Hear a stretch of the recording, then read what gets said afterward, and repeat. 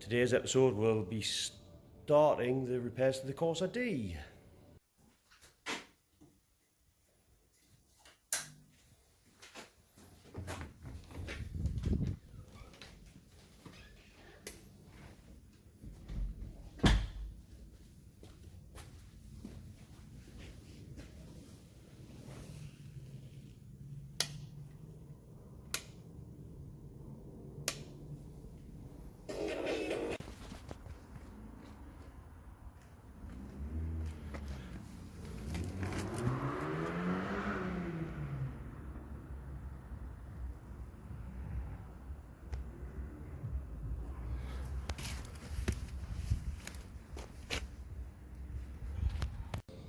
As you can see, the Corsa took a bit of a whack, 20-30 mile an hour apparently, just kind of slid into a dike. Luckily enough, cars these days now are designed to crumple at the bolt-on parts rather than the chassis. By the time we get dug into it, it'll just be the bolt-on parts that'll need replacing and there'll be no damage to the chassis.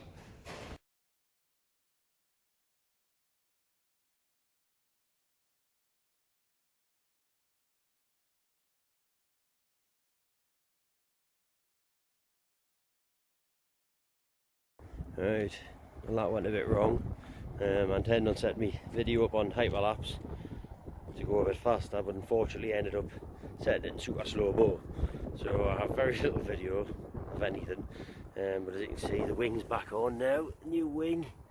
Well, when I say new, painted up wing. Make sure you get, there's a seal right around there. You've got to make sure you get that sitting right. There's also a bolt right in behind the glass here, very convenient. Got to come up in the underside there to get it done. But as you can see, we're reasonably happy with how that's turned out. It's a little bit tighter on the bumper there than I would like to have seen, but I don't really have a lot of option on that. And I've also managed to get in the splash guard that I salvaged from a scrapyard on the inside there. So that's it, so we're all just down now to the bolty on bits.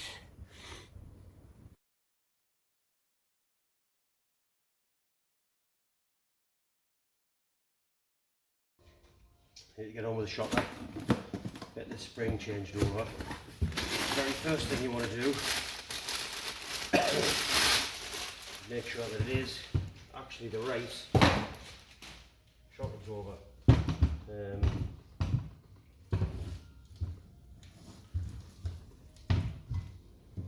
Which is pretty suspiciously like the right one to me. Obviously you've got this little piece of wire on here which is just to hold it down against compression. So we'll just quickly get that off. Maybe, or not so quickly get that off, one of the two. There. These allows it just to blow out. Just check that everything's right as it should be. Yeah, looks pretty good to me. So next, what I need is off the top. So what you do is there's a nut on the top there, so you can allow you to grab the inner shaft, and a nut there to get that outer nut off. Now sometimes the outer nut can just spin off when they haven't been on that long, so it's not a old car. But let's just see. So first things first, put the spring clamps on.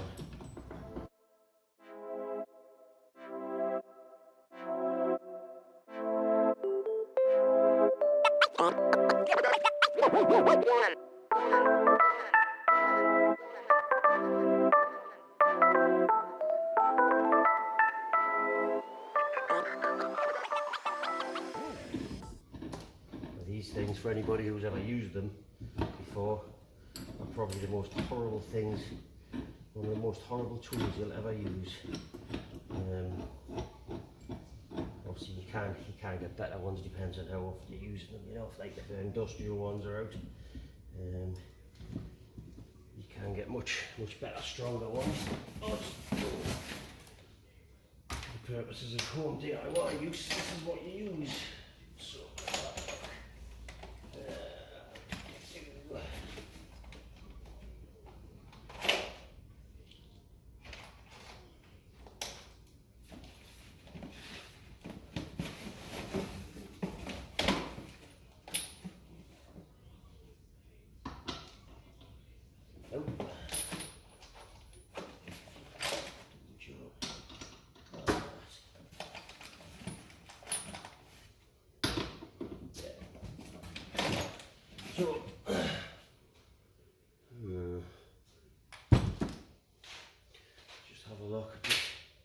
Pause it while I let the compressor build up the pressure. Right, so compressor's built back up life now. Just a matter of winding these down. What'll happen here is wind them down evenly, it'll compress the spring.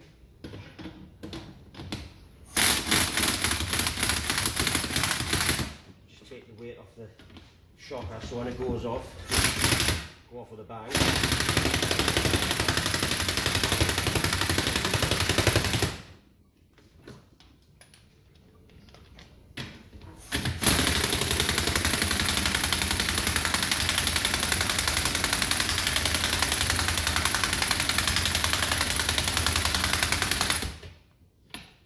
Maybe my compressor wasn't quite built up as much as it should be.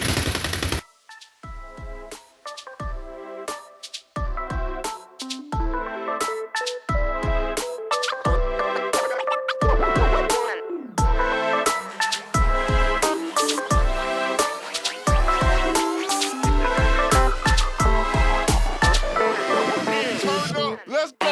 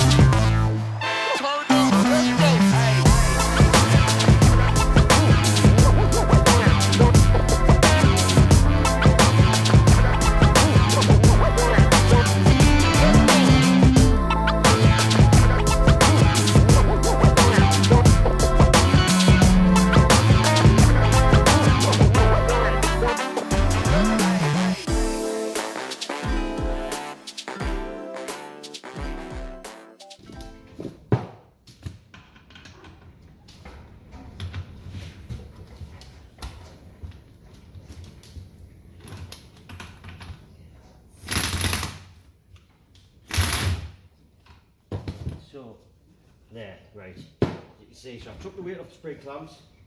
I've managed to wind the nut loose. So that whole thing now should just come loose.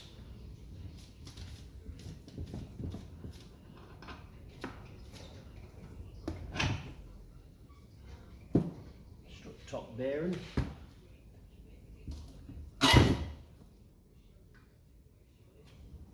And there's the shocker out. So I wouldn't care, it's a good shocker, albeit the fact that it's bent. So now that's scratched, we'll get rid of that. Now, basically the build up is in exact reverse order of how it was. So you want to put your bump stop on, put it straight up through the boot. Now if you look down here, you've actually got a curved platform for where your spring's going to lie. So obviously you want the end of the spring just to sit inside there. So make sure the rotation of it's correct, otherwise the spring will sit funny. The spring will sit funny and it'll give you a horrible ride. Bearing top on, nut on, and that's it. I feel safer now because if something goes wrong, at least we're contained on the shocker. So tighten this up.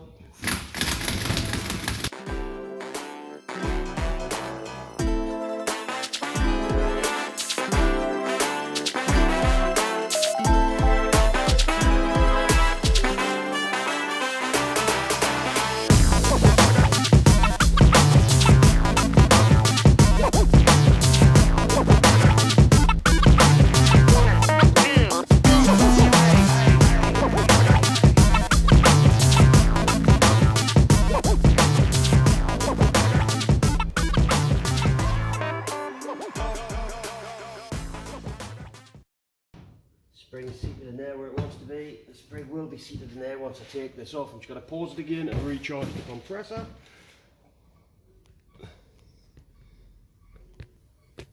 Right, we're back. So, give it a tweak down. So obviously the shaft's spinning now inside there. So all I'm going to do is slack these off, so I'll put a bit of weight on it. As I say, make sure, final check to make sure that we are sitting where we need to be sitting, inside the seat. See, let's have a look. Let me just get the camera down. Show you right inside there. If you look, do you see where the spring is in relation to the little divot? If that makes sense to you. That's where we need to be, sitting right there. So, put it back, there we go. Right, so I'll pop the springs off, spring clamps.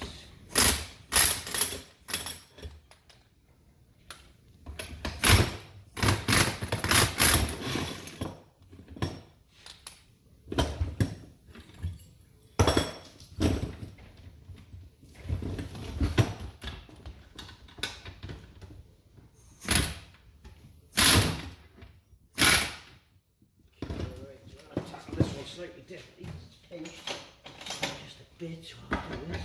Extension into there, bish bash bosh.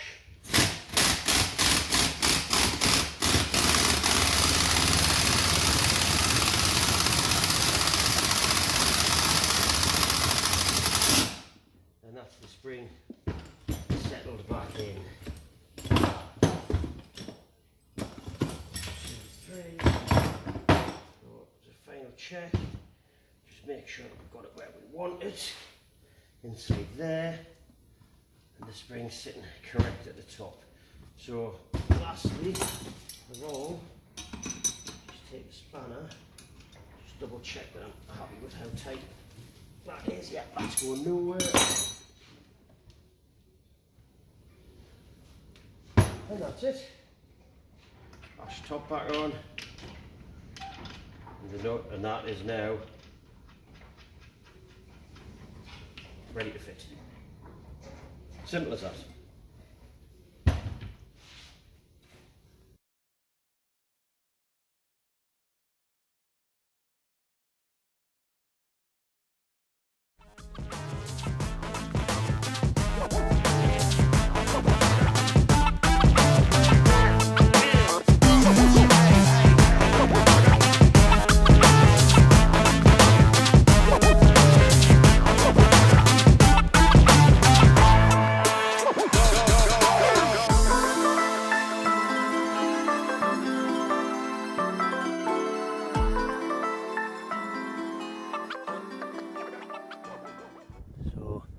What you've been watching is I've been busy fitting the new bolt-on parts. I've managed to salvage the old spring, as you see in the video. New shocker on, obviously because of the damage there. New bottom arm because of the twist in it. Bottom arm was really easy, it's just a matter of a bolt there, and one bolt through there. Slides out, new one slides in, bolt up. Shocker, it's just one bolt under the scuttle panel that you've seen us do before. Coming down from the top, and that's the shocker in place. Once I get the hub, I can get the hub mounted, and then get all the caliper and that back on, and get the track rod end on, wheel on, bash, that's it, done. But until then, waiting on more parts.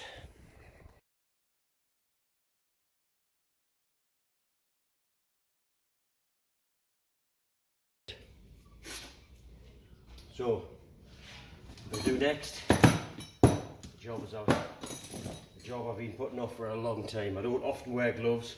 When I do, you can guarantee the CV will grease in there somewhere. Horrible stuff, absolutely rancid.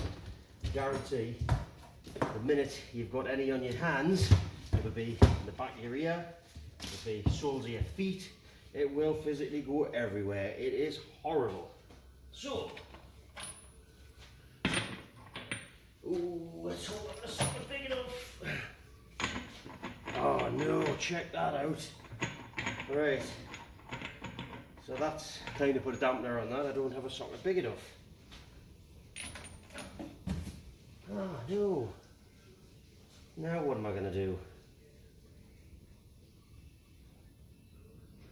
What am I going to do?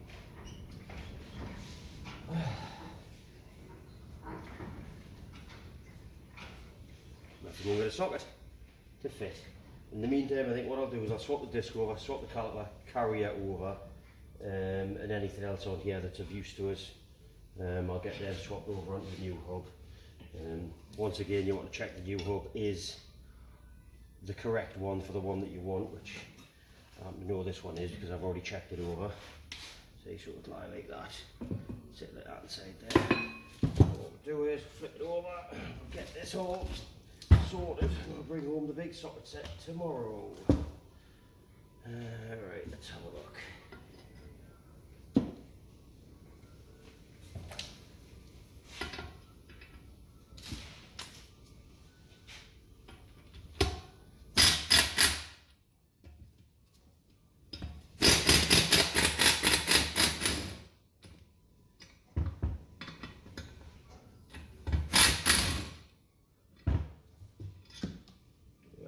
Whip them two bolts out, in the way that gets the carrier out.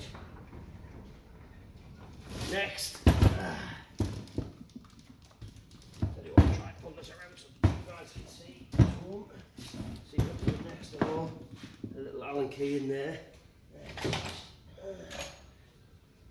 that out. Next side's down.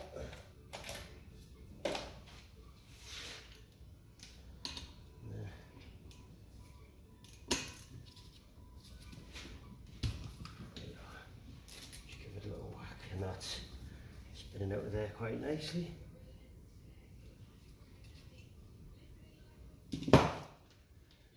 Well,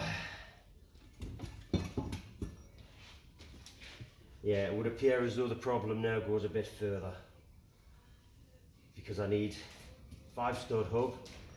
Unfortunately, I only have a 4-stud hub, so what I'll have to do is I'll have to take this back to the yard I got it from and see if I can change that for the correct hub. Or failing that, the only alternative is to get a new bearing if the housings are the same and swap the hub centres over, which is something I wouldn't want to get involved in. But this puts a bit of a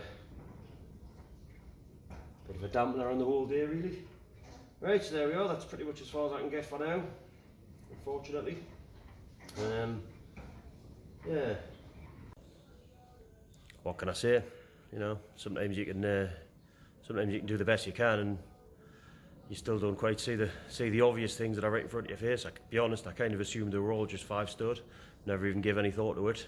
Turns out the one that I got from the breakers is a 4-stud, and the one that needs to go on this car is a 5-stud. So let's see if I can either hunt one down or concoct some sort of concoction together to make it all work. And that's where we're going to end it for today.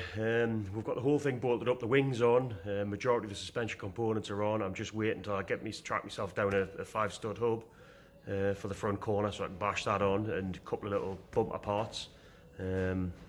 Hopefully in the next episode we'll be bolting it back together, finishing it off, get the wheel alignment checked just to make sure there is no actual damage that we've overlooked. Might even do an update on the Cleaver next episode. Cheers, next time.